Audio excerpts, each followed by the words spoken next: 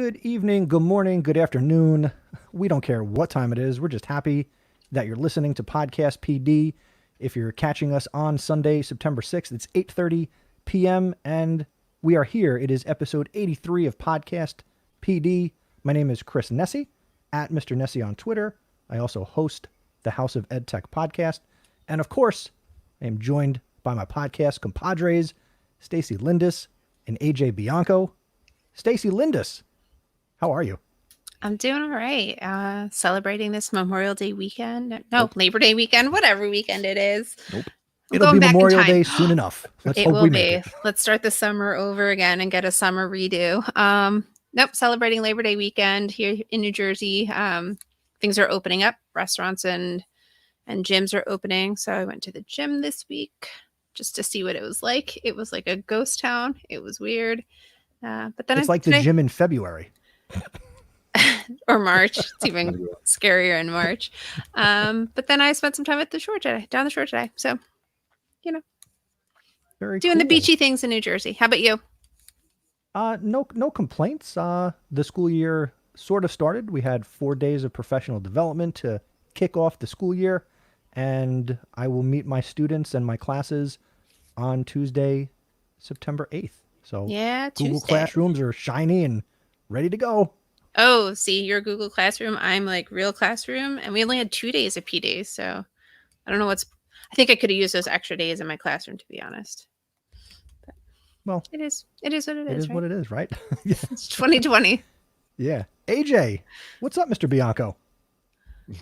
Say like Mr. Bianco. Like, I don't like the Mr. Bianco thing. Just please. Like, you don't like to be called. I thought that was a big deal now. No, you do not like to be called Mr. Nessie. Well, it's not the worst thing in the world. But he does that to me. He'll be like, hey, Mr. Nessie. I do that because I know it annoys you very much. So I call you Mr. Nessie every now and then. So, no, but hey, everybody, in this Labor Day weekend, speaking of opening up, schools are opening up. And here we are, focusing on our first almost full week with students and things and PD that's ending and wonderful accommodations to get started. So, woo! Very excited. There's a new Reflect Ed that's out. I mean, we normally talk about it at the end, but you got a new episode out, so that's exciting. It's okay. Yes, a new episode was released, episode 4. How's the start of your school year, AJ? Anything new? We had 4 days of PD last week. So we pushed the kids back until next week, which would be September 8th, 7th, 8th, 7th, 8th. I don't know. I don't even know the dates anymore. So Tuesday, 8th. The kids are coming, and the teachers had 4 days of PD, dealing with a variety of different things from technology to protocols for hand washing and all that kind of good stuff. So trying to get as much time for PD and setting up the classroom as much as possible. We had some pretty awesome PD on SEL and taking moments for yourself. We had a good speaker. So I like it. Yeah, we got a lot of things going on in the first month of September. So let's see. Real quick question. You said you pushed the start of the school year back. Were they supposed to start on Thursday? So yes, so students were supposed to start on Thursday. But we just thought it would be better to get the PD in now, front load all that, get the technology settled. So I know I did about 4 hours of PD on technology tools and helping like refreshers with Google Classroom and had to get started. So that was my day on Friday. And now hopefully teachers are ready to start the year and rock out. That's awesome. Yeah.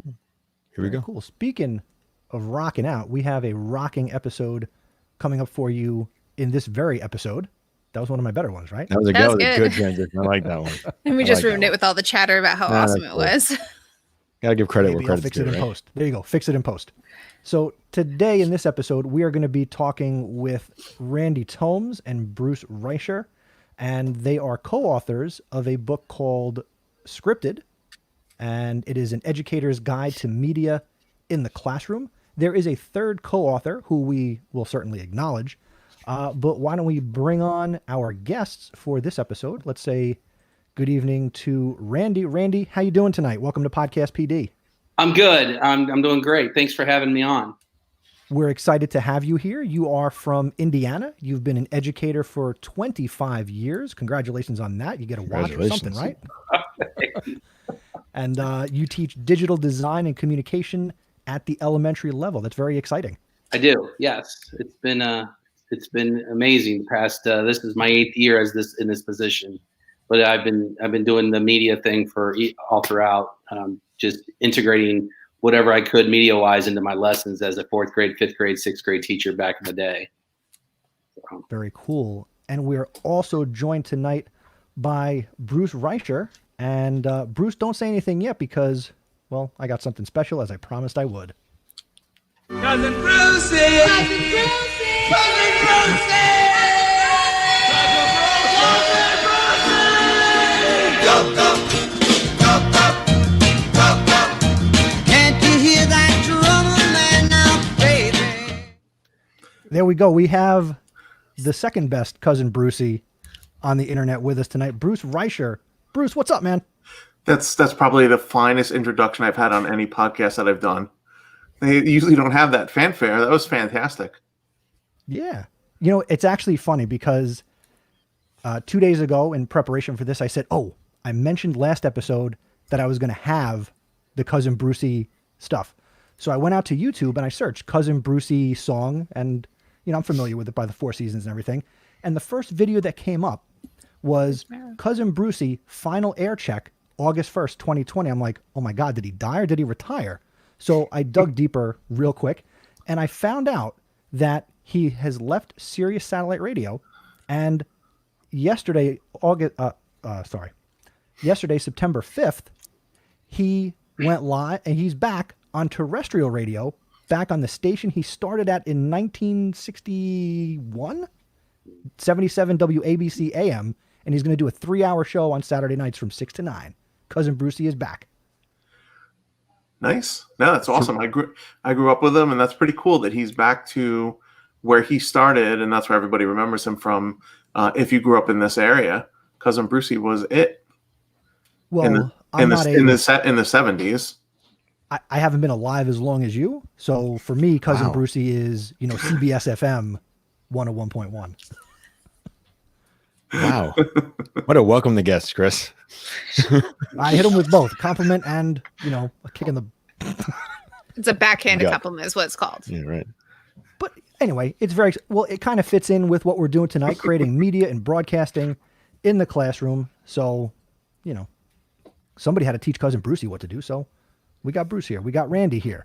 The person that we are missing is their co-author, Paula Needlinger, and she is also from Indiana. She is a globally connected 28-year middle school veteran media and English educator, presenter, and author. She's got a couple of other books that she is the solo author of, which we will link to in the show notes out at podcastpd.com/83. But Paula can't be with us tonight, so we have Bruce and Randy. So, and you know, it's actually very apropos. You started with a Cousin Brucey going back to radio, because one of the things that I'm a little bit jealous of with Randy and Paula is they have radio stations at their schools.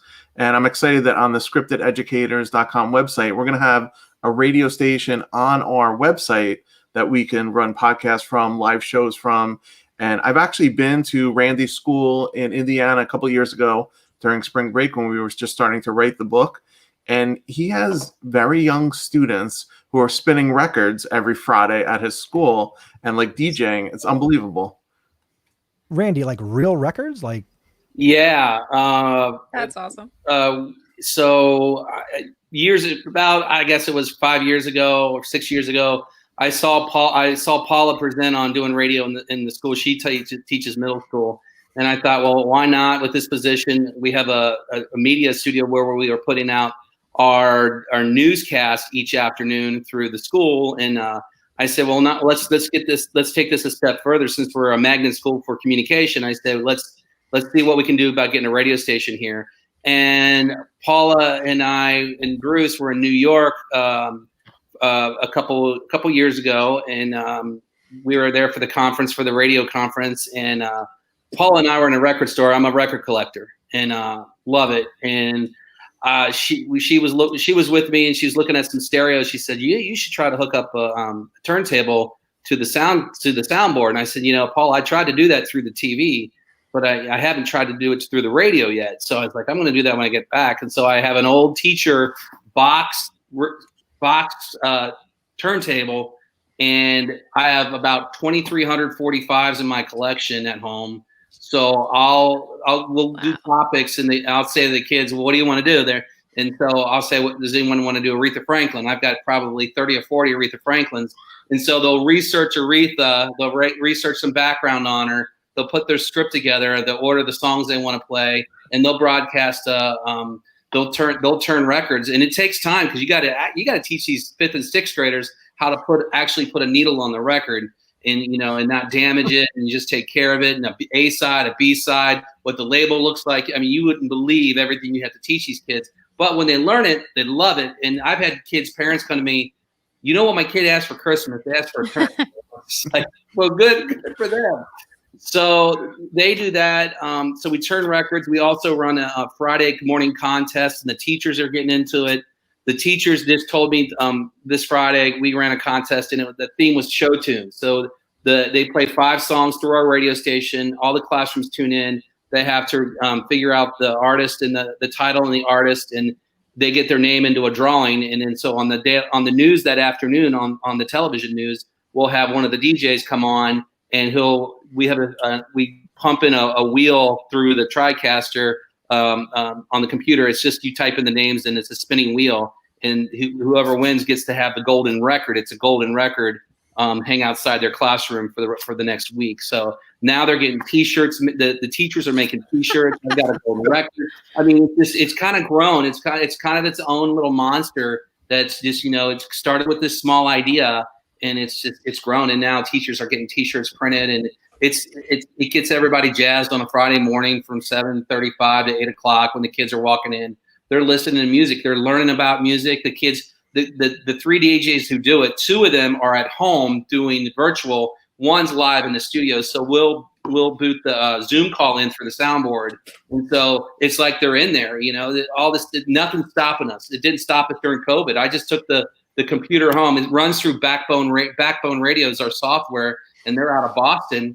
And they've been great, especially through the COVID, because the kids could still run their live shows through Zoom all March, April, and May. I had a schedule where, they would call in and we would put our shows out, and the kids would listen and the teachers would listen to, and they were all from our houses. And I had all the records at my house. So we'd still do the records on Fridays, and I would just spin them for the kids. But I mean, it just, with the Zoom and everything that's gone on, Backbone was an incredible support for us to carry on that education. And the kids, their parents, they're talking to their parents about music. Their parents are like, why don't you run this? And why don't you do this? And they're learning about, the music that's kind of, developed their parents. And now they're learning and they're passing it on. And that's, to me, I love that. And we're lucky enough, Chris, in our book, Scripted, we have Backbone Radio, Wakelet, and We Video. The CEOs from those companies wrote sections in our book about how their products could be used for media in the classroom. And like I said, I'm jealous. Backbone Radio, I wish we had it at my school, that, they give you all the software. The hardware is really just a headset and a computer, and it all runs through their software that they could do radio shows. And when I visited Indiana 2 years ago and saw this, picture 5th and 6th graders, and I saw younger kids in that too, Randy, just putting on headsets and being DJs. I honestly, I was blown away. It's really nice because it's just another outlet for these kids. They come to me for 45 minutes. It's a little different this year. I see each class for a week. So I'll see 1st through 6th each day, but I'll see the same class for a week. But they come to me and they can develop these projects, whether it's a 2nd grader creating a tagline for the school. They will take a little digital recorder, record their voice, click it into their Chromebook, upload it, put it in their Google Drive, and send it to me. So I've got 2nd graders that are learning to record. Now with We Video, you don't even need the digital recorders anymore, because We Video you can podcast on. So they'll do their podcast straight to We Video, send it to me, and it can be on the radio. It just gets inserted into the line. So we've got music playing, we've got shows playing. So these kids, for pretty much 1st grade, they do joke of the day. So even 1st graders get on and they'll do a joke of the day, which is, incredible. It's a lot of fun. All right, so let's go back for a second, Randy, because you're throwing all this at me. This all right. Yeah, this is awesome stuff. I'm not saying this in a negative way at all. I have a 7-year-old. I said, log on to the computer. He said to me, what does that mean? So you were telling me you have kids who are my son's age, in second grade, third grade, fourth grade, fifth grade, so on and so on. Yep. And they are logging onto a computer, creating away videos. They are using Google Drive, sending emails, uploading. So is this a whole teacher on board process where everybody is teaching the skills to use Chromebooks, or is this coming from your class or somebody else's technology class that gets the kids really started in this venture? We just this year became 1-to-1 Chromebook 2nd through 6th. We were 3rd grade through 6th. My classroom I had set up as the first graders come in, and for this year, for some reason, the township, we've got 16,000 kids in our district. And for some reason, the teachers voted to do first grade iPads. And for my class, it just, I need them on Chromebooks. So I have a set of my own Chromebooks in my classroom that I put the first graders on, and I have for years. And I get them started on simple Google programs, Google Drawings and Google Slides. So these first graders, are putting together presentations on, so they'll do a joke of the day. So the joke of the day, now first graders, are they uploading their voice and putting it in? They're not there yet, but my second graders are.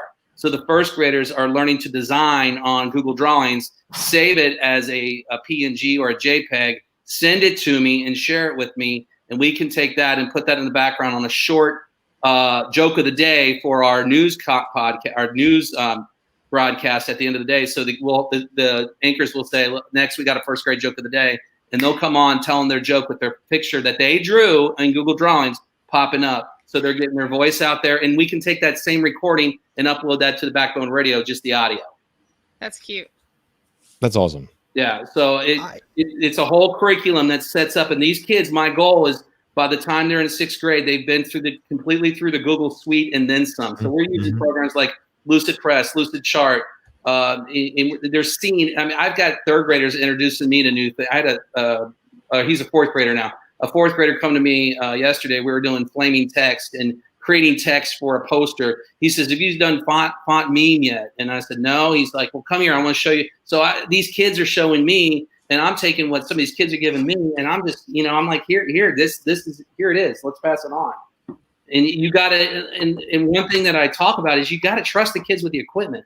You can't, this equipment's expensive, but don't buy a $10,000 TriCaster and the teacher that won't be the only one to touch it. That doesn't make sense. It's for the kids. The kids have got to sit down. The kids have got to learn. And if you look at my newscasts, are they perfect? No, they're not perfect, because the kids are learning. They're 5th and 6th graders putting on and producing a live show through YouTube. And so that's what this book is about, is how can a teacher take, what do they need?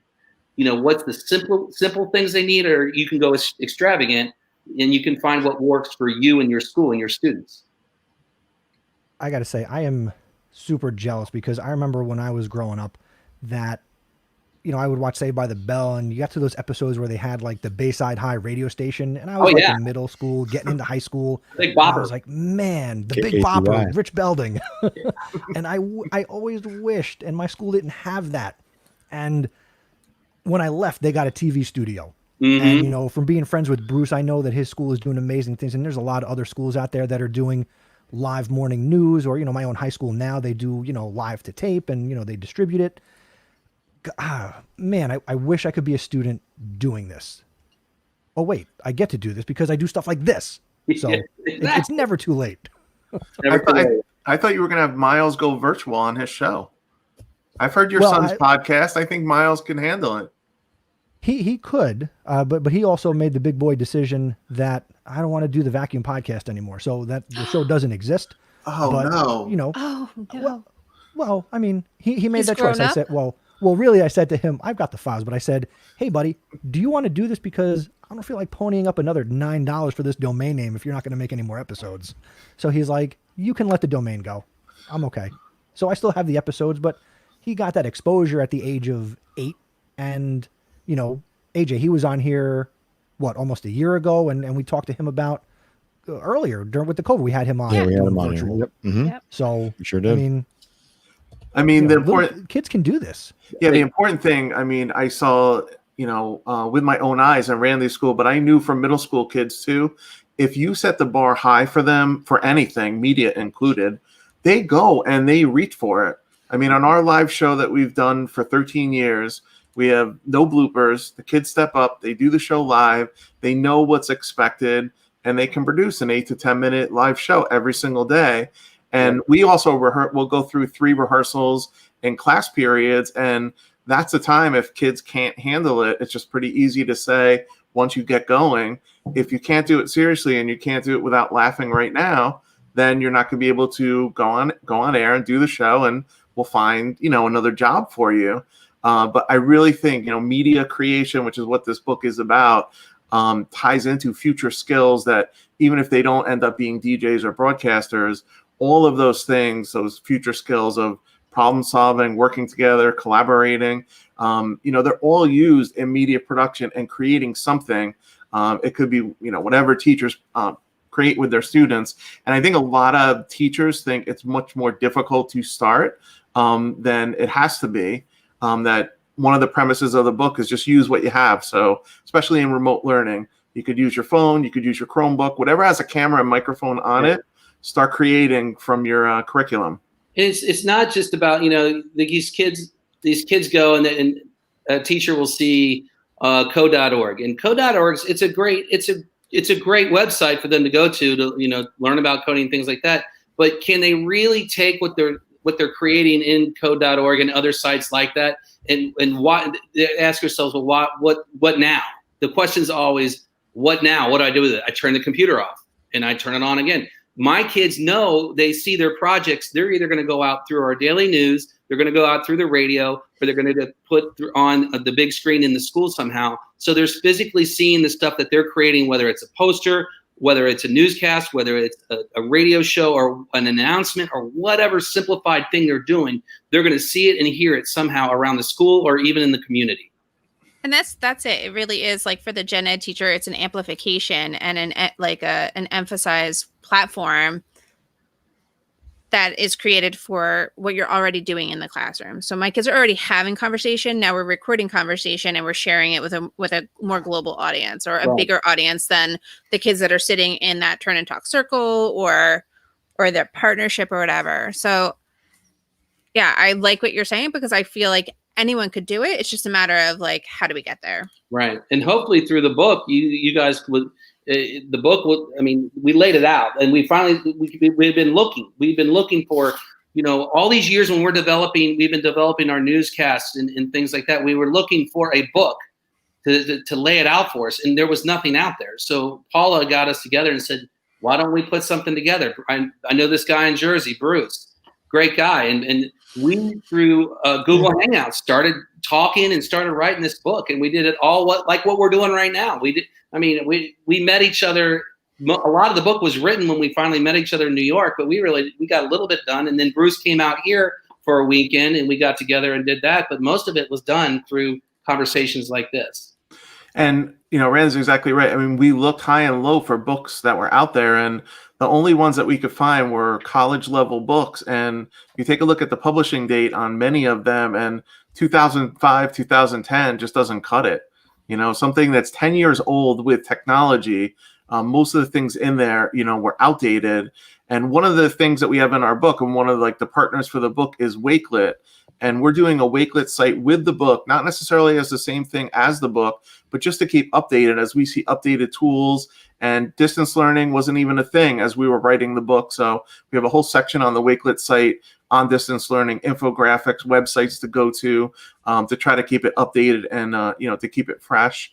And, as I said, Mizbah from Wakelet, if you're familiar with him, he's one of their PR guys that works there. He wrote a whole section in the book of exactly how Wakelet could be used in the classroom, with students to promote media. Now, I'm glad you said that, Bruce, because when it must have been, it was a while ago where you said, hey, I'm going to be writing this book and this is what the topic is going to be.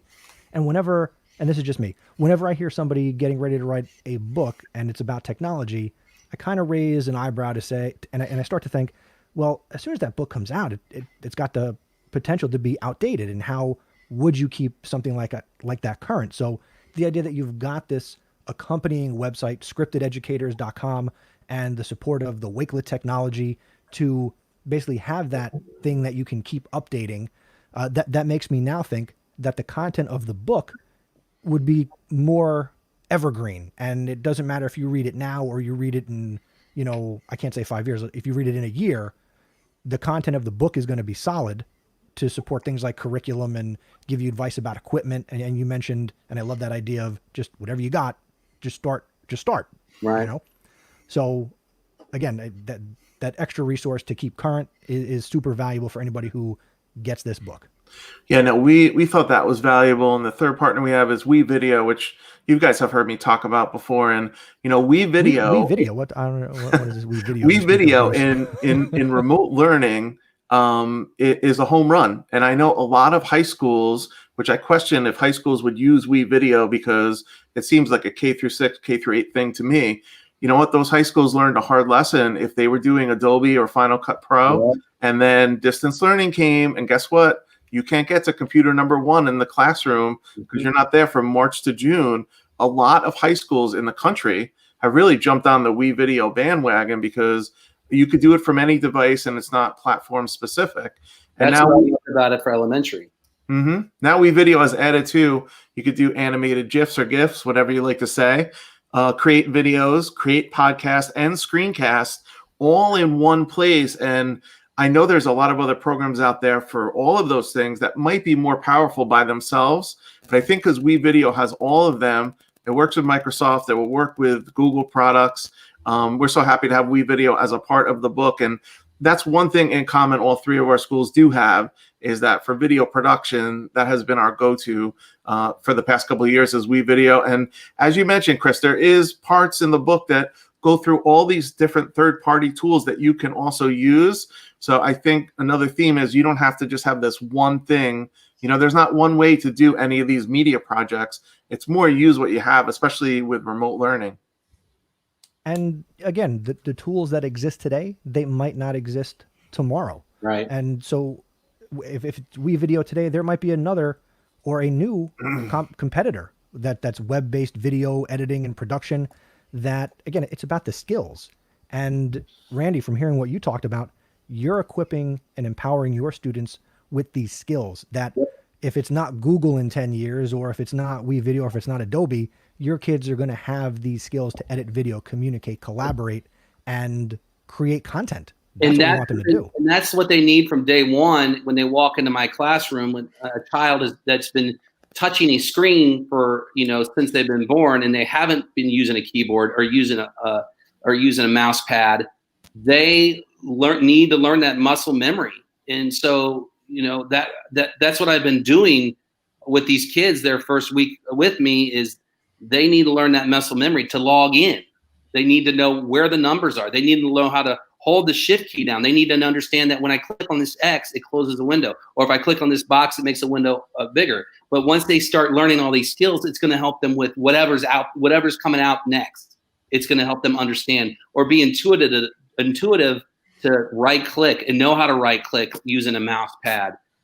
Very simple. I mean, you ask any first grader at the end of the year how to right click, they better know how to right click if they've had my class, because they know it's 2 fingers on the mouse pad, they can right click. And so it's just simple tools like that. And you give them and you enable them, they'll discover and they'll teach you. That's what I love about it, is they're discovering and they're teaching me new things. Me too. And the amazing thing with these kids, if you think about it, any kid from K through 12, they only grew up with the internet. They don't know anything before that. So once you get them into the programs to do it, their prior knowledge is so much more than I can speak for myself than I ever had. I mean, I had that great worksheet in 3rd grade on the ENIAC, which was terrific, but that was about it. It was a worksheet and 2 questions was my computer background, in elementary and probably middle school. But I think that's what we're seeing from not only Randy's students, my students, all these different students in the country are so creative with media. And Stacey, you made a great point before is we get questions from doing the book of like, where do I start? Where do I start? Start with your curriculum of exactly what you teach and what you do. And the media, the podcast, the video, making a multimedia presentation. It's not replacing anything. It could just be another choice that you give students to show exactly what they know. And if they don't want to choose it, that's fine. Right. But they have the choice to choose something like that. And more of them are choosing these media projects. And I love the cross-curricular, you can get everything in together. And this started before I was this type of teacher. I mean, I was a 5th grade teacher, and I was sitting there one day and I was like, Pinewood Derby. I'm like, this would be awesome to teach physics skills to the kids at school. And, all of a sudden this Pinewood Derby, we're 20 years later, and now you can film it live. You can, the kids advertise their team. The kids write, friendly letters. There's the language art. They have to write a letter to a company, a business letter to a company. The companies write back and send things. They use the logos. They design the logos. They're designing commercials for their team. I mean, it all goes in together. They're using the technology, and at the end, they've got this huge race in the gym that's being filmed live with our television equipment, and you could even broadcast it with the radio. What's going on? So they're seeing the connection of everything. And we also have in the book, like the second top question is a lot of times just funding. Like, where do you get the money to do this? Even if you use what you have, which is a nice thing to say. Honestly, if your school district does have it, we know, with the digital, what the balance is right now in the country of people that have and have not. But we actually do have in the book, and Paula's not here, but she has ACES, like in her community, she had nothing at all in her school. She had her kids go into her town in Plymouth, Indiana, and go pitch all the stores. And for those stores, they get radio commercials, TV commercials, all these media announcements, yearbook. She funded her whole radio and TV studio with advertising dollars from people in her community. And then the kids went back to the ice cream shop and all the different places to make commercials for them and 30-second bits and everything. So there are creative ways to do it. And that's one of the ideas too in the book is you don't need thousands of dollars to start like a full-fledged radio or TV studio. Obviously start with what you got, but there are easy ways, to do it the way Paula did it. Or in New Jersey, I know it's popular, the education foundations. And in my own district, that's how we funded a lot of the TV studio is through Education Foundation, PTO, PTA, and just looking for different sources that want to help you. And what Randy was saying with broadcasting these things and bringing people something tangible that they could see, it's really powerful when you see, okay, here are these local stores, and now they're getting more business because the middle school in Plymouth, Indiana is advertising for them, not like 1 or 2 commercials, like doing 5 commercials a day, as many as they can on the radio and TV, that it really benefited those businesses too. And I love that because, again, if you get lucky, let's say, and you do what Paula did, you could get a lot of money very quickly and have a really nice start if you want to get this off the ground. Or if it takes a little more time, you can certainly build something over a few school years. And, these are exact concepts I talk about when I've presented on podcasting and why schools should have podcasts or, YouTube channels. You can get that studio outfitted. You can get some top-notch gear and software and give your kids access to professional things. And even if you can't, again, there are things that will be good enough to just get going, to just hit record. So yeah, I love it. I love the idea of getting community involved, and schools are community centers. Schools, I mean, everybody's in most places, you're voting on your budget, your tax dollars are funding the schools. So to get the community involved and see all the great things that are happening, because then what do these school radio shows, podcasts, and news programs do? They talk about all the wonderful things happening in the school. So why wouldn't we want to do that? Yeah, no, definitely. And I just have a message from him. He apologized. He lost his connection again, and I don't think he's going to be back for tonight. So thank you for having him on. I think he had a family obligation possibly anyway, but and he's moved into a new house. So I think that's why his Wi-Fi was a little bit wonky there. But no, he does an amazing job with the elementary students. And I agree with you 100%, Chris, is like whatever way fits your school. And it might be different for every school of ways that you possibly could fund things. I think one of the most powerful things to do, and I get this question with WeVideo, because WeVideo, there is a light version that's free, but the version that has green screen and everything else in it is a paid version. And yet you could do it on a $150 Chromebook. It doesn't come with, your iPad or MacBook, which iMovie comes with, but you have to, pay a certain price for it.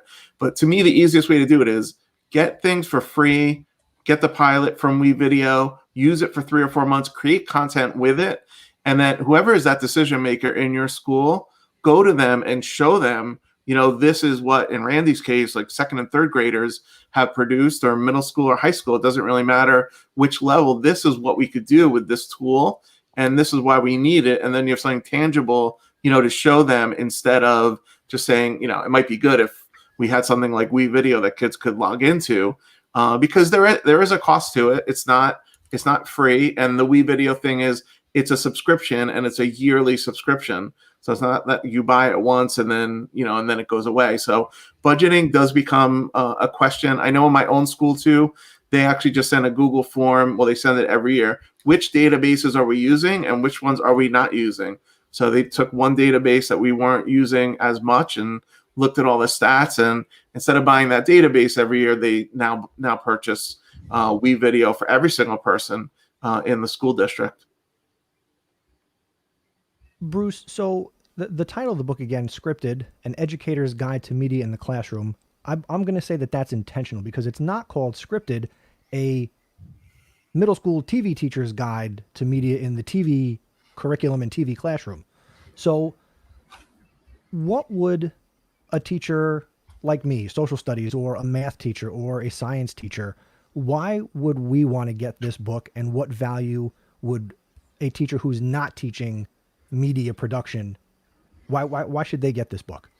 Yeah, I think if you're a teacher who doesn't teach media, this book will just show you different steps that you need to take in order to have your students create media. If you had questions of what type of hardware should I use, what type of software should I use, the thickest part of the book is the curriculum chapter. I think it's over 70 pages of a 200-page book. And in that curriculum chapter, it outlines K through 12, all proven projects that we've done, basically not written as a lesson plan, but the lessons we've done, rubrics that we've done, assessments that we've done. And, we just lay out exactly what you would need to do. So I think for most classroom teachers, if I were reading this from their lens, I would go through this and hope and think that I could find 5 or 6 different ideas that I can now adapt in my own curriculum, if they are just audio podcasts, if they are video recordings, getting more multimedia into Google slideshows or PowerPoint shows. Really we were thinking of the book, we were almost in the beginning called it like a recipe guide, that it might not be a cover to cover book, but something that, I need something, and it's not curriculum specific that it says social studies, science, or math. It just says this is a good lesson to do, and you're going to have to adopt it or adapt it to whatever you're teaching. But we hope, it's through the lens of you don't need a lot of money to start, and here's exactly how you could do it. The other important part is at the end of the book, we have a glossary of every single term that you would ever need for media. And I think that's also another good place to start if you're going to do this in a school district, K through 12, or even in a middle school, elementary school, or high school. So everybody's using common language who are making videos or are making audio production. For example, if you're going to start teaching shooting in thirds, that you don't want people to videotape and have the subject in the middle of the screen, if everybody had common knowledge and used that same terminology, the kids would understand, and also the teachers would understand. So I would think for the common teacher, this will give you a lot of ideas of what you could do, a lot of different tools that maybe you heard of. It explains them to you. And I know the three of us, most of the tools that are in here, they're not expensive tools at all. They're microphones, tripods, different lighting kits that we use. And these are actual ones that we've used in the classroom. And I think that's why the book is doing well, and talking to educators and teachers well, is this is not a crowdsourced book, and there's nothing wrong with crowdsourced books. But we didn't go visit anybody else's school. We didn't go visit 10 other teachers and find out what they were doing. Rather, each of us have taught, I think, over 25 years now. Which, besides meaning that we're old, that we have a lot of experience doing it, and have given all those tips and tricks in the book of all the things that we've done, and hopefully a first grade teacher or a 12th grade teacher could read this book and get a lot from it and use it in the classroom the next day, which is the intent of any, of this professional development of, what could I do with it? And then in turn, what can my students create with it? On a side note, I am glad that you guys wrote the book and you have the company partners who also contributed. But personally, I don't know. I always raise an eyebrow at the book where it's like my name's on the cover and 37 other people actually wrote the rest of the book. Yeah, I'm not putting anybody down. It's all good. I appreciate all the education books, but if you take a look at a lot of them that are put out, and I read them and they're very good, a lot of the books are, we went out and we interviewed 40 experts and we crowdsourced, and this is all we came up with. And, I just say that our book is different, that I know every single thing that we wrote in the book, we didn't research any of it. It's exactly what we've done. There is no. Sounds kind of funny. No, it's funny, right? But it's like there's nothing in the back saying who all the sources are. Like nobody fact checked it. It could all be opinion. Yeah, it's all us. I mean, we do have, I think, ISTE standards in there. That's one. Yeah. But that's about it. I mean, there's nothing else. I actually just double checked. You have, I think there are 5 separate glossaries. So you even break it down even further into, I think, film, audio, video. Yeah, and then I think there's one that's just even called like basic terms. And I really I learn a lot by knowing what the terminology is. And I share with you, I don't have a radio station at my school, and reading through, the glossary that Randy and Paula came up with and Backbone Radio, it's pretty cool. I mean, that when he's talking about kids in 2nd and 3rd grade, well, from your own kids, I mean, 6 and 7-year-olds producing media and doing it. I saw it firsthand, like no problem. Like just put on the headphones. Here's a script. Here's what you're reading today. They understood what they had to click on the screen, and they press a button and they're going live on Backbone Radio. And the other really cool part of it is it's live in their school, but Backbone Radio is also through an app. So actually, through AI devices, they could say their school radio station name in their home, and it's going to start playing that station, which I think is like an unbelievable thing. And, obviously totally opposite that what I grew up with was, here's the paper that I did in 2nd grade, and I'll go put it on the refrigerator for a week, and then it gets thrown off and something else gets put up. How cool is it to come home and say, play my school's radio station, it plays, and then you hear your son or daughter doing any type of those things, spinning records, newscasts, all of those. And the Backbone Radio is getting further into, they're in high schools already, but in middle schools and elementary schools in the country. They also run like 400 internet radio stations that are on the air. And I've met them when we were in New York City for this IBS radio conference. And the engineer for them is like unbelievable. That we're having dinner with him one night, and he's like, "Oh, excuse me for a second. I just have to put like 3 stations back on the air," and then goes on his phone, goes into the servers that are running these stations. He's like, "Oh yeah, I just put like 4 of them back on the air, no problem." So it's the technology with it is amazing, and I think a lot of schools it's catching on more and more. And the best thing is the students at this IBS conference, and I see it every day with my media students, and they do. Everybody is concentrating now and more focused on SEL and wellness. And I can tell you firsthand, there is no better SEL or wellness than have a student make a podcast, have a student make a video, have a student use any type of media. They feel good doing it because they're creating something from scratch that they're proud of. And I bring out the radio piece and podcasting too, because as you know, a lot of students don't feel comfortable being on video. That's fine. They could just be audio, and all the things that Randy and Paula have them doing, and myself, if they go through the writing process or the process of doing all these things, researching, writing it, recording it, the more they do it, the more comfortable they get. And that's not just kids. I mean, adults get more comfortable. Again, when I started podcasting in 2014, I don't know what the hell I was doing. Some people would tell you I still don't, and I'm doing it for 7 years.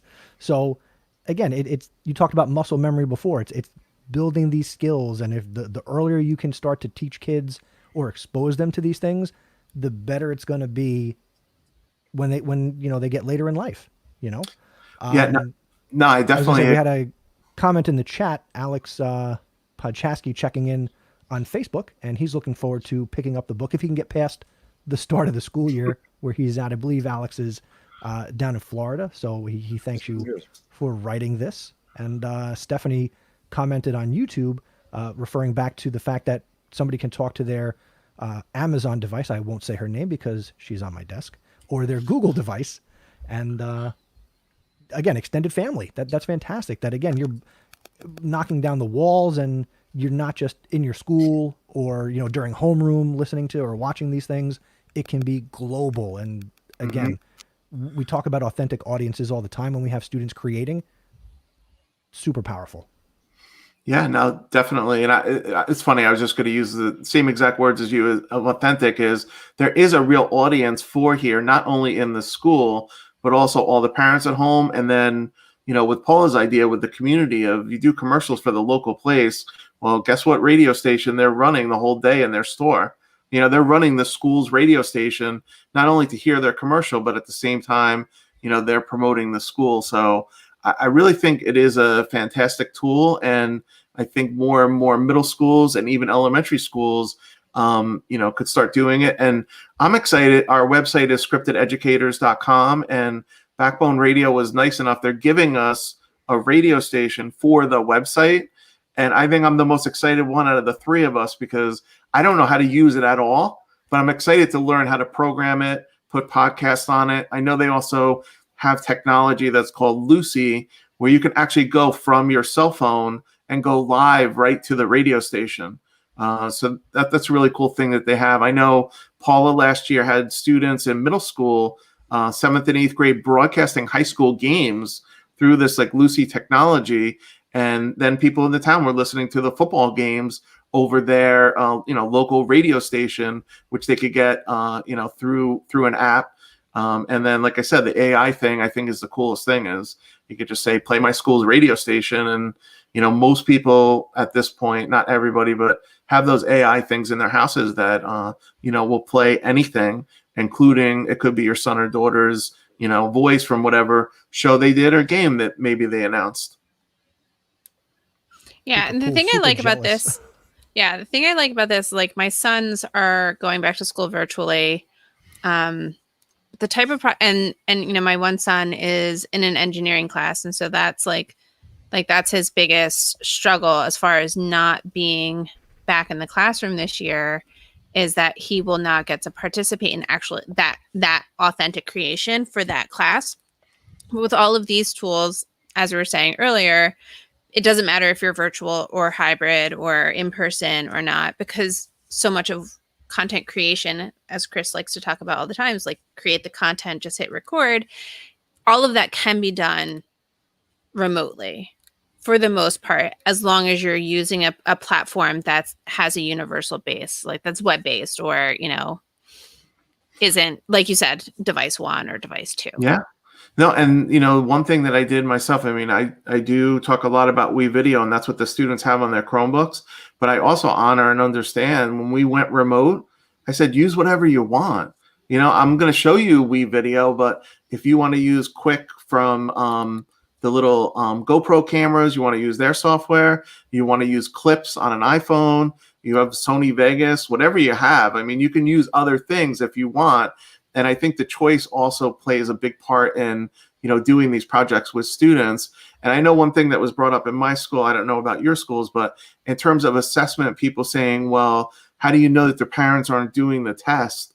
Well, go give them a media project. Like, let them go and create it by themselves. And you'll also get a variety of all different projects in. I started using a lot more choice boards last year. Instead of giving one assignment, give 6 different ones that they could pick from.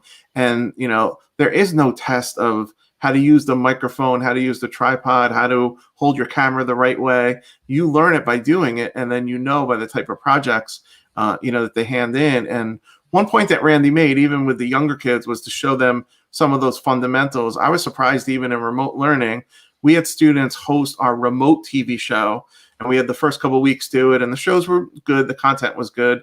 And we would send scripts to kids that they helped us write. They would record them in like 1 minute. And we'd be like, no, you're hosting the show. Don't stay in your bedroom and just have the camera so you could see black on the left and right. Like, you have to hold your camera landscape. You have to go to different places. This is how you could do different openings.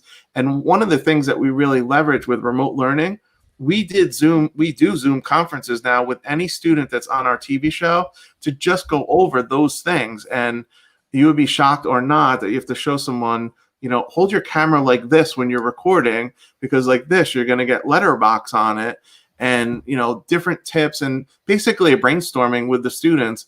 You're doing something for SEL and wellness, go videotape that when you're like standing under a tree or outside someplace, in your house. And you don't have to record every single thing in your bedroom and do it quickly, but put some quality into it.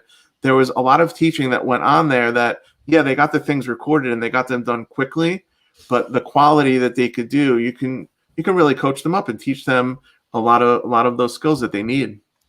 So speaking of skills, Bruce, what are some, like you gave us some tips, and, I'm definitely looking for more of that, but what are some best practices for teachers to instill and impart with their kids?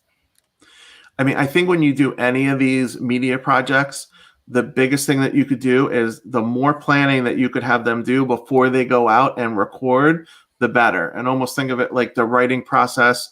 I do the same thing with the creation process of start with brainstorming, get all of their ideas. And in my own kids and middle school kids, I'm like just slowing them down. Like, you just don't run with the first idea you have. Come up with 5, figure out the angles of them, then plan everything out, approve their plan, whether they storyboard it, or a lot of times I just have them do it in a Google Doc of exactly who are you interviewing, what questions are you going to ask them, where are you going to ask them. You have to email the teachers to find out when you could, get them. So some of the logistics, and then they actually go out and do the recording of it. And then when they come back, do the editing, and then, finally put it together. So one of the things that I would tell teachers who are just starting out doing this is start the project small and do something that you're doing in your curriculum.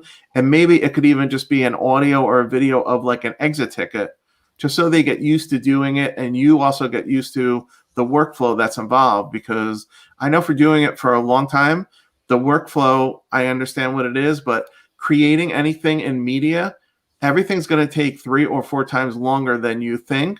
And I have teachers in my own school will come up and say, yeah, we're going to brainstorm, plan, record, and publish the podcast in 1 period. And I'm like, well, give yourself 1 week. Yeah, you possibly could. I'm not saying you can't, but right, the quality of it is not going to be as good. And also, there's so many different teaching things along the way that you could do, is all those things that I listed become separate lessons of how do you brainstorm and find the lead and find the angle, plan it out and show them how to do it. And, they want to rush through everything, which is fine, in my classroom to get to the cameras and go out and start videotaping. But before they even go do that, open-ended and close-ended questions to go through with them. So they're just not asking people all close-ended questions and you don't have any answers, at all. So I think there's a lot of skills that go in there that you can show them before, they go out and do it. And then some of the lessons also just become feedback on, these are really good exemplars of people that ask good open-ended questions. And here are some that they asked yes or no questions. It's going to be, it's going to be a very, very quick interview. But I would say plan as much as you can. And, you hit a really good point too, Stacey, of like, these probably take a week or 2, and let it breathe a little bit and let them go out and, try to do the best project that they can. And, I wouldn't have a due date at all on any of these, and I don't, that are due in less than 2 weeks.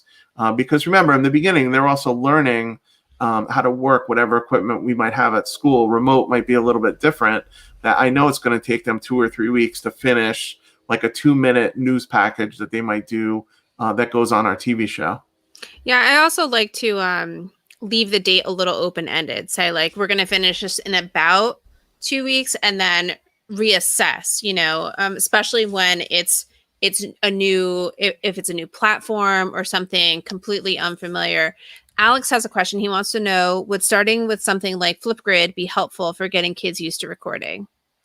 Definitely. Flipgrid would be an amazing way to do it, especially at the beginning of the school year. I've seen schools do it. Even all teachers introduce themselves, students introduce themselves. And I love that Flipgrid has, you can put something in front of your face so other people might not see you, or just do the audio. So Flipgrid would be a great tool to use. And frankly, and this is part of the book too, use what you have. And I'm learning this more in remote learning. Use what you know and also what the students know. Like, I would not introduce anything brand new to them that I've never used before and they've ever used before if I could, possibly help it. And I'll give you a good example. This year, I want to start using Book Creator, that I've seen a lot of really creative multimedia projects done in Book Creator. That I know that is not going to be the first thing that I start with.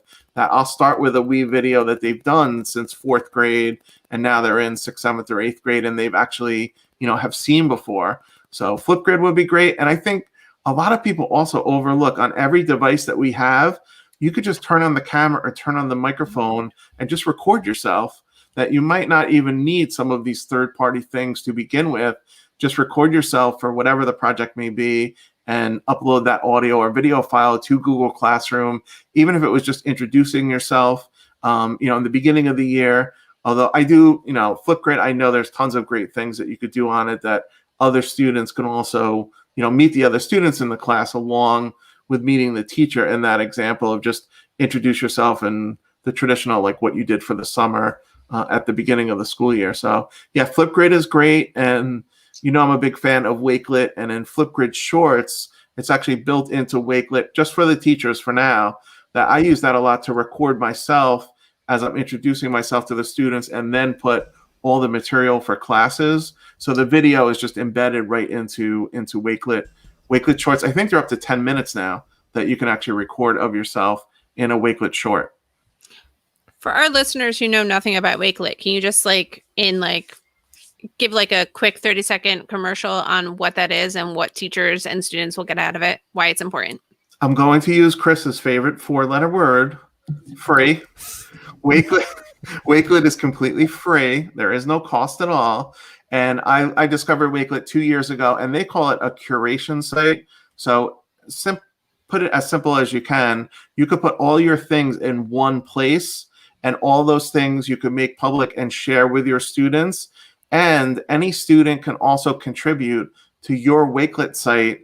Under age 13, you give them a code, but over age 13, they could create their own Wakelet site. And in high school, a lot of students are doing this for their portfolios, that in Wakelet, you could put bookmarks, you could put YouTube videos without commercials, by the way. It strips everything out. PDFs that goes to your drive, and along with Flipgrid Shorts. And simply put, a Wakelet, if you ever use S'more, it's very similar to that. It's a very easy way to build a website that you can share all your resources. You can also search in Wakelet. So if I wanted to search SEL and get ideas, I could search all other educators' Wakelet boards and come up with ideas. And it's made to copy their boards, which are just folders of ideas. So Wakelet is a great thing. They're very educator friendly. Even their hashtag Wakelet Wave, an educator came up with. So Wakelet is one of my tools that I use a lot. And I would definitely encourage anybody, K through 12, to use Wakelet boards. And people have come up with many ideas. A simple one too in elementary school is, instead of the traditional letter that you might send home or, weekly things we're doing, you can have a daily Wakelet board with, this is exactly what we did. Here's a YouTube video you could practice it with, and everything could be in one place. So I'm a big Wakelet fan, and I only discovered it 2 years ago. I wasn't sure exactly how I was going to use it. And then after I went to ISTE 2 years ago, I had hundreds of bookmarks, and I was emailing them to myself, websites to myself, to then go open the email. Wakelet's a simple way to make folders and pretty much categorize the bookmarks that you have on your computer. And the final thing, Stacey, is it works on any device. So I find myself using it a lot on the phone, where if I find a really cool website, if it's for scripted professional development or my school site, I can quickly put it on that Wakelet board in about 10 seconds. And I don't need to know any HTML, any coding, anything about building websites. It's a simple way to build a website is Wakelet. Nice. And Bruce, let me flip gears for a second. So we're talking a lot about teachers and what they're doing in the classrooms. Let's look at the administrative side. So what can school leaders do to either push or support staff to start using media and critical thinking in that regard in their classrooms? I mean, I think the biggest thing they could do is model it. I mean, if I were, I'm a teacher in my school. If I was the principal or vice principal, I'd be making these videos, and a lot of them do. I would be on Facebook Live. I would be on YouTube Live. I would be doing video. It doesn't matter what the medium would be, but to get out my positive message or the message that we're doing now, if we're opening and all the different hybrids that we have, the best way to actually show it is through video. And in my own school, I had nothing to do with it. That's exactly what they did in my own school district. Like they said, here's our plan for that we're doing when you come in the school. And I'm sure they did send some type of writing in a letter, but they made a 5-minute video. Here's what it's going to look like when a student comes in. They have to show their phone that now they've gone through the survey. You might go to a different place in the morning, and they acted it out with the administrators they had there in the summer. And I think I would model it for my school and use it to promote my school district, and then go find that teacher or teachers in your school that might take off with it and see what they could do with it, in their classroom. And with older students, and I have not done this yet in my middle school, but I would like to, and kind of building up to it as we add new electives, I would love to have like the student ambassadors be the student tech ambassadors. All schools have different names for them.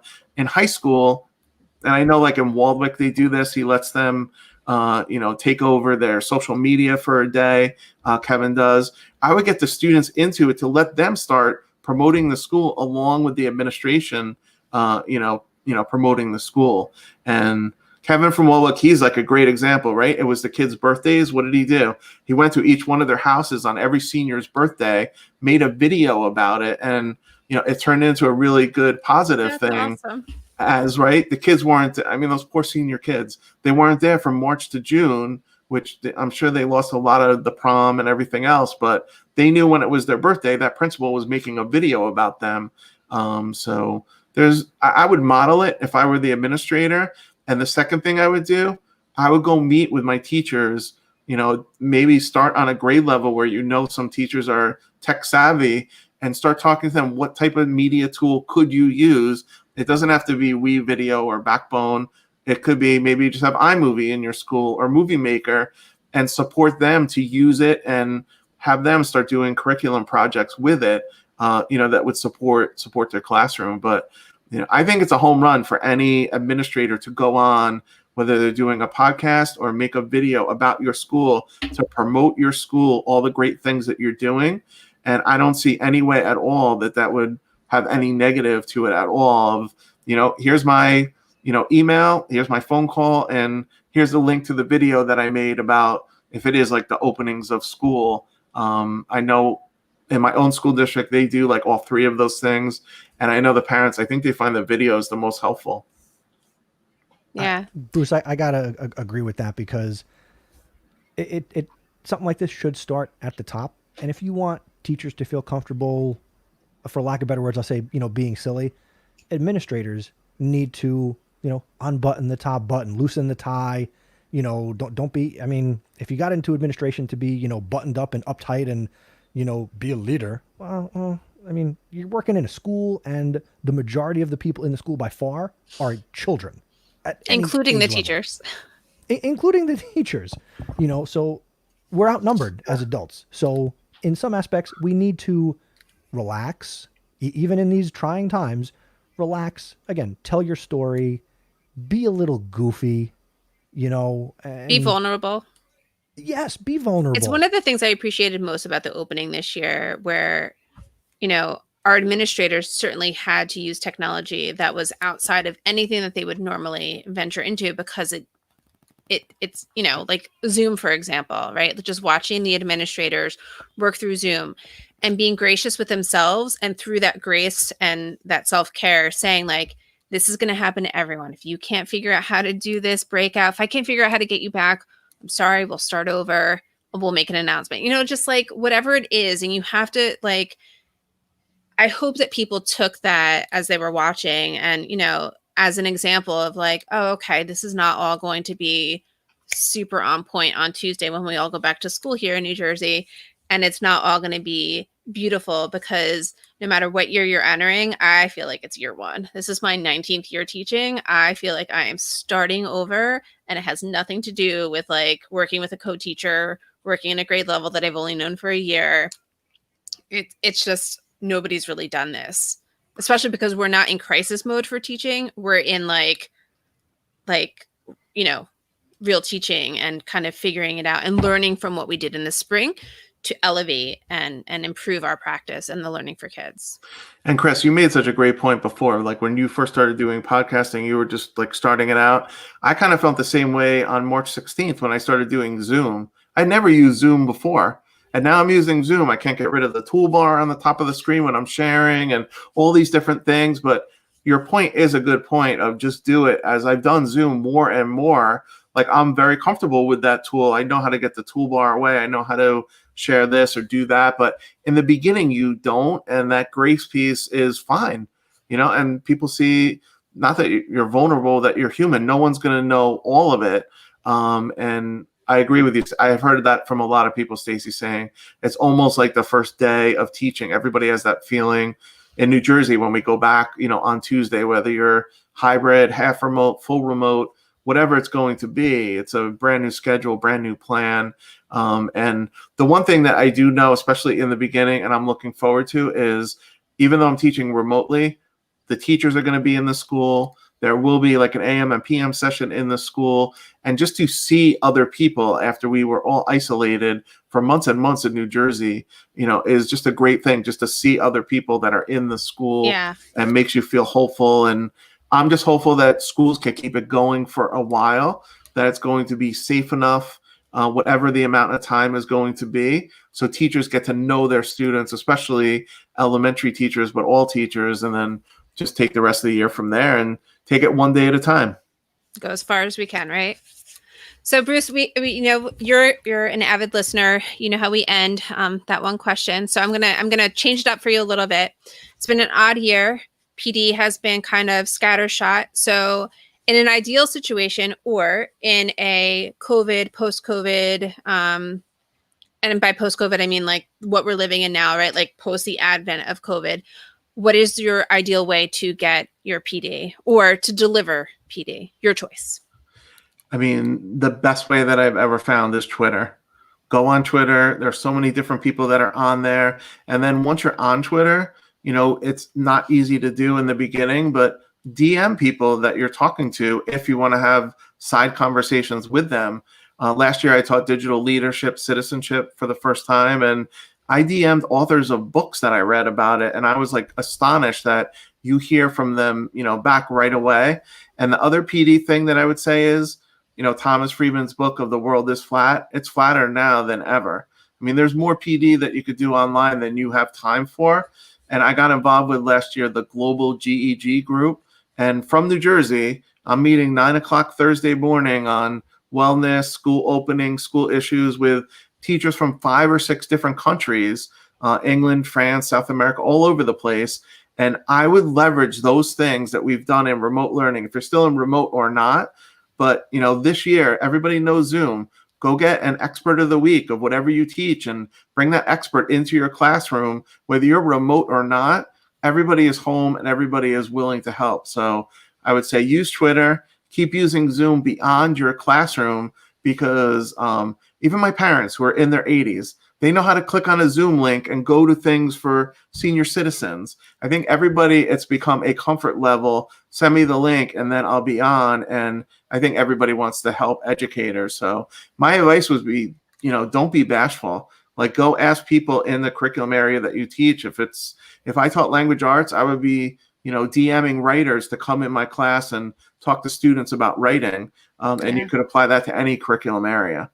And I have to say, like, that's been something where people have been very generous in giving of their time and their resources is for educators, whether it be writers, illustrators, people want to help kids learn. I think 99.9% of people, I know there's the other 0.1%, but if you DM them and say, you know, I listened to your podcast, I really like your podcast, I enjoy it, and, you know, is there a way that you could come talk to my students about podcasting? I think 99 out of 100 podcasters would jump at that opportunity to connect with your students, even if they're in a different part of the country or a different part of the world, as long as you figure out the tricky time zones. People like when you're giving them good praise, and they will come on your Zoom anytime that you want. People want to be helpful. I'm the 0.1% that would point to Chris, though. I just want to say, Chris is the expert in this trio of podcasters. Well, here I was going to say, Bruce, we're all in New Jersey. Just let us know when you want the three of us to come and speak to your students about podcasting, and we'll be there. Just send us the link. Chris will be there. I will be doing that. I'll send you guys a link, and it would be cool. The other quick thing I thought about to bring this into the classroom, if you really want students to be 6 feet away and they're in the classroom, how cool would it be for kids to be conferencing within the class with each other in Zoom? Because they're used to doing it, or Google Meet, whatever the tool may be, and they could just put on their headsets. You could go around and make sure everyone's, doing the correct thing. But I really think the communication piece, and the other piece that, has been apparent to me is I've met more people in the last 4 or 5 months than I met in a long time, even though I know a lot of them virtually and I haven't met them face to face. The special feeling when you get to meet them and they're sharing something with you, if it's on Twitter, Facebook, or whatever you use for social media. I think educators really want to help other educators, and it makes them feel not so isolated too. Yeah. Thanks for giving us that special feeling tonight, Bruce. Well, you started with the cousin Brucey thing. I had to leave us tingly when we're leaving. He's back on terrestrial radio. Leaving us tingling. So the book, once again, is Scripted, An Educator's Guide to Media in the Classroom. It is from EduMatch Publishing.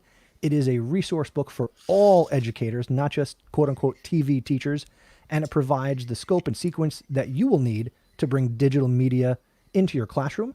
The book provides classroom-proven strategies and resources, as well as trials and tribulations. Bruce, I believe you brought the tribulations, and ideas to assist educators.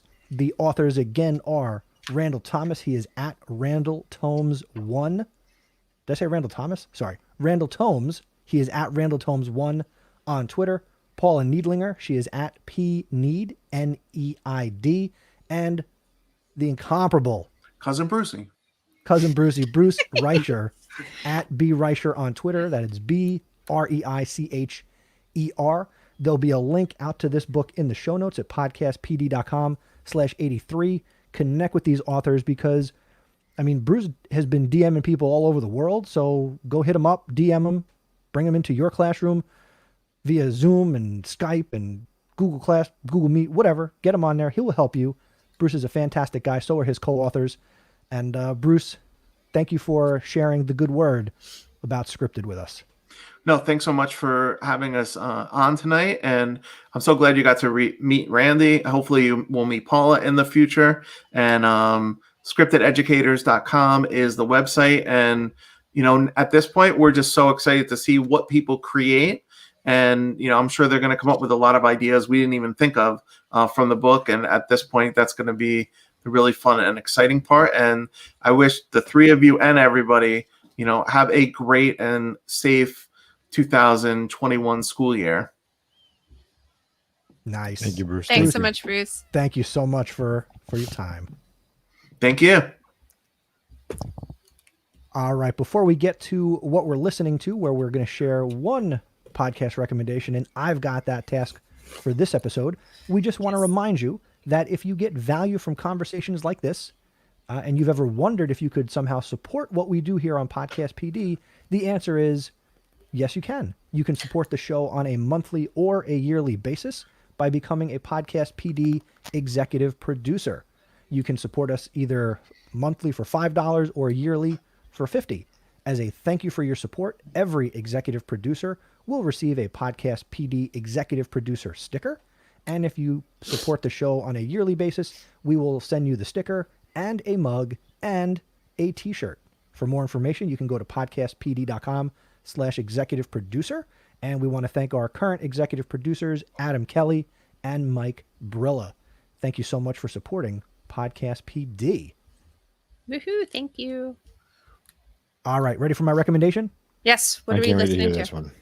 So here we go. I was reading this article on What? Ed Week, Education Week. So Ed Week Educator.org. And this is a podcast called Por Nuestros Niños, for our children. Is it in Spanish? It is. And here is the premise of Por Nuestros Niños. The description's in English, but I could do it in Spanish if you wanted me to. So we all understand that education is the vehicle that will propel students hold on, reading is hard. That's why you said you read an article. It surprised me. Shut up.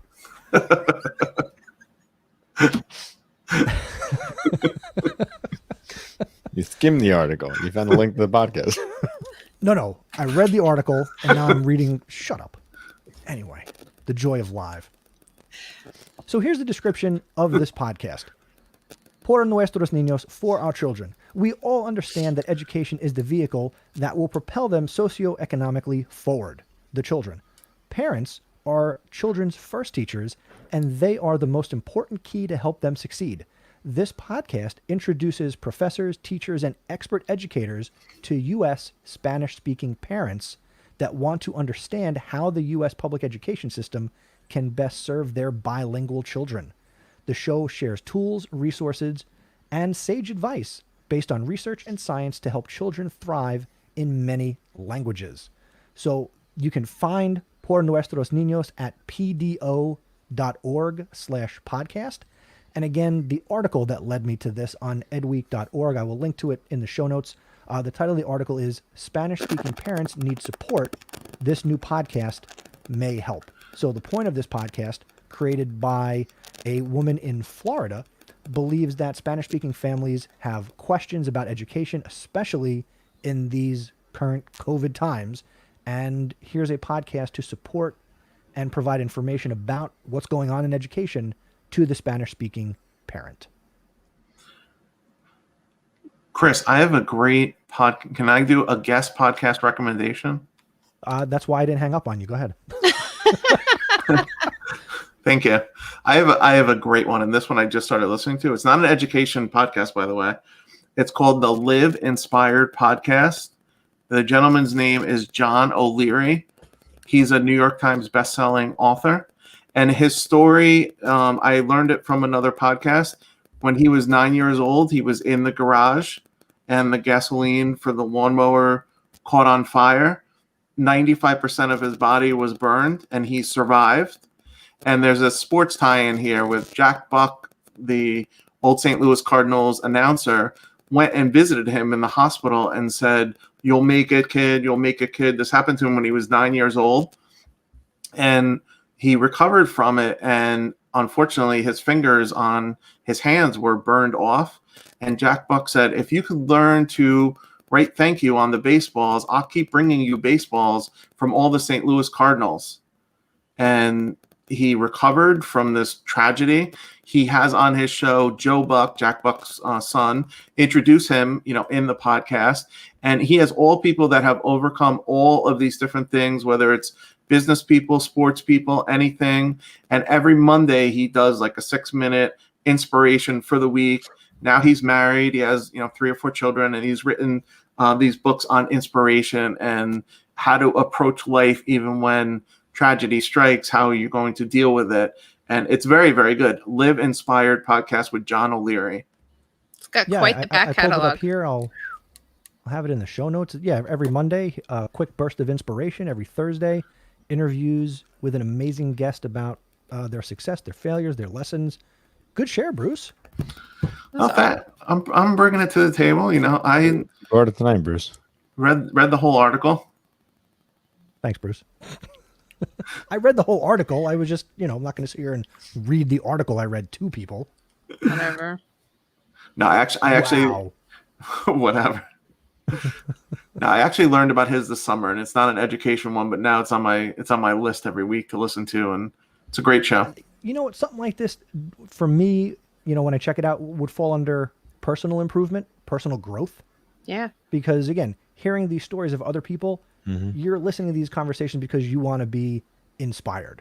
And, whether it's a show that's like this specifically to inspire you in your classroom, well, listening to podcasts like Live Inspired, there you go, will inspire you in your life by hearing other people's stories. So it's an education. All podcasts are educational. In some Yeah, way. I mean, there's some really awesome names in here. John Gordon, Jeff Goins, Mitch Albom, the Tuesdays with Maury guy. Mm-hmm. Love him. Yeah. Yeah.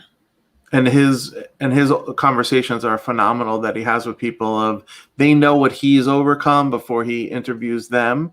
He finds out what they have overcome, and he's just a very good interviewer. And pre-COVID, he went around the country and was speaking all over the place. But once the COVID hit, I think he started even doing more of the podcasting because he couldn't get around the country. I love it. I just downloaded 3 Here's 2 episodes. more: Jillian Michaels, Cal Ripken Jr. Nice.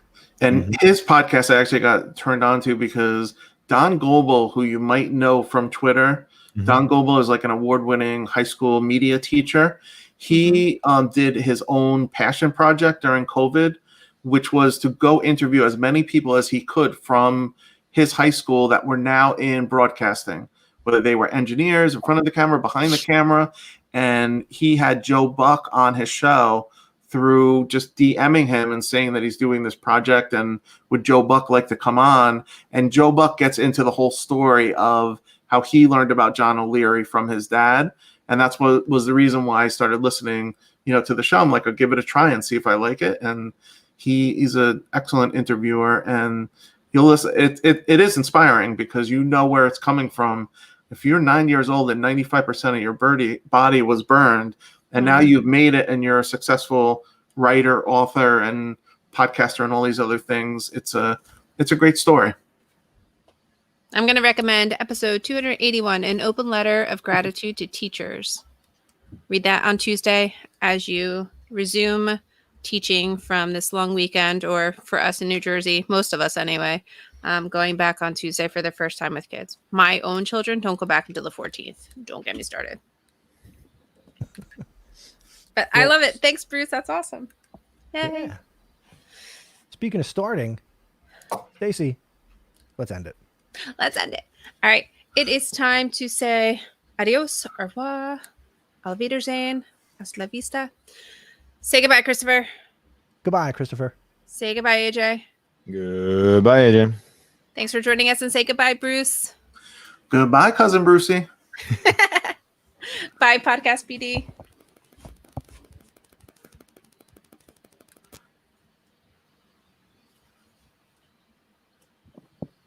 Okay. I mean, we're still live, but there's my my edit point. So first, Bruce, thank you. And also real quick, thanks to everybody who joined in the chat. We had some people on Periscope, some people on Facebook. Thanks you to Alex. Thank you to the Fonz. Hey, the Fonz checked in. Dan Kreinus, thanks for popping in for a little bit. Stephanie, as always, thank you for being a part of our, well, actually, thanks for making us a part of your Sunday night. Especially over the weekend, this long holiday weekend. Beautiful. No, thanks again, guys. It was a lot of fun as usual, whether we are in person or virtual like this. It's always fun to see you guys first and foremost, but then also to talk teaching, education, sports. How come you didn't ask about the Cincinnati Reds? He was wearing a Cincinnati Red jacket, Randy. I was going to ask him before, but I didn't. The guy is a huge. Terrible. He's a huge sports fan. He's from Cincinnati, but now he lives in Indianapolis. But Bruce, he goes AJ and I are disgruntled third place Major League Baseball fans. We're just not having it right now. I wasn't even going to say anything. Wait, Yes, you I'm were. just talking about the Cincinnati Reds Yes, you were. baseball's still going on? Well, kind of. for some teams. What? Exactly. One of the New York teams. The other one forgot how to play. Everybody makes the playoffs. Don't worry. No, they're not. They're not making this year. Chris, we have AJ's probably thinking they're going to do the opposite of what we talked about the other night. They're going to go 6-20. Chris and I were 6. sitting there. Chris is like Mr. Optimistic over here. And sorry, Stacey, you can zone out for a second. Chris is like, oh, don't worry, they're going to win 20 games in this month. They're going to be fine. I'm like, 20? Like, then they might not even win 10. Are they playing 20 games in a month? Yeah, they have to. That's horrible. They're playing like 27 games this month. They play every day, sometimes twice. Does anybody care? I still care. I do. Bruce Okay. does. We care. Obviously, That's killing me. It is killing me. Listen, I have to get college football back out there some year because on my bucket list, Paula lives 5 minutes from Notre Dame, and Nice. Randy has season tickets. He lives like 2 hours from there. Is to go to a Notre Dame football game whenever they're going to have fans back. I've never been to one, but I hear it's like the whole scene is just amazing. Yeah. Whether you're a their Notre campus Dame has to fan open. Are you a Notre Dame fan, or you just want to experience Notre Dame? just I want to experience. I want to see that many people like in one place, but the whole Yeah, parade that'll never happen and again. no, I know. No, I know. Kiss those Penn State whiteouts goodbye. Yeah. No, I know. I missed my opportunity. I should have gotten out there before this year because it's going to be a while for the fans. Yeah. Are they back in school yet? Because they closed campus really early, didn't they? I think they came back and then they left again. Oh wow. Yeah. Yeah, Now that's they might be there, but they're virtual. right. But yeah, college football will be interesting. There's gazillions of dollars tied up in it, so we'll see who plays. And that zillions with a Z. Oh yeah, that's I like it. Nice. well. I saw this morning. Unfortunately, all of these schools, it's kibosh like a lot of other sports that they were supporting. You know, to pay for softball and tennis and rowing and yeah. But whatever. There's a guy I follow in podcasting, Jason Bryan. He runs the Matt Talk online network, all about wrestling at all levels, college wrestling, the whole bit. And just seeing what he's posting online, there are just so many colleges at all levels just eliminating their wrestling programs and like powerhouse wrestling programs in that world just going away. Gone forever or gone for this season? Probably gone. And That's it'll be tough to bring unfortunate. those sports, and it's tough to bring it back because then that costs money too. Well, you're looking at all the schools in our area who have just shut down their programs for the season and what repercussions that's had. Like I know I've heard of Daddies. what's that? A lot of angry daddies. Well, I know it's a lot of people leaving their school districts and going to private schools where at least they are having, in person, and because they're in person, then they're also providing a sports program. And the amazing thing, I mean, my kids are older now; they don't play them. But I heard this summer soccer and softball, they totally went on. And if you think about it, you really didn't hear any big breakouts at like they're not rec, but whatever they are, where they're like traveling softball teams and soccer teams. So I think outdoor high school sports, I think has a shot. And a lot of the things they do in the fall are outdoors. I know my school, so New Brunswick, 100% virtual, but now we know in New Jersey the kids are on a 2-week break after they got to have some summer workouts, and then they come back and they're just delaying the start of these seasons. So soccer, football, I think Cross country. Cross country. One sport that got bumped that would be inside would be girls volleyball, is a fall sport. Yeah, my And that daughter got bumped to the winter or the spring. My daughter plays varsity in volleyball. Hopefully by then they'll be back inside, but Yeah. we'll see. I know the kids who went to the summer workouts here, like in my town, they said the teachers were saying the kids were like more than 100% compliant with masks and everything because they were so happy to be back with their friends and playing. So that's why I'm hopeful for the outdoor sports.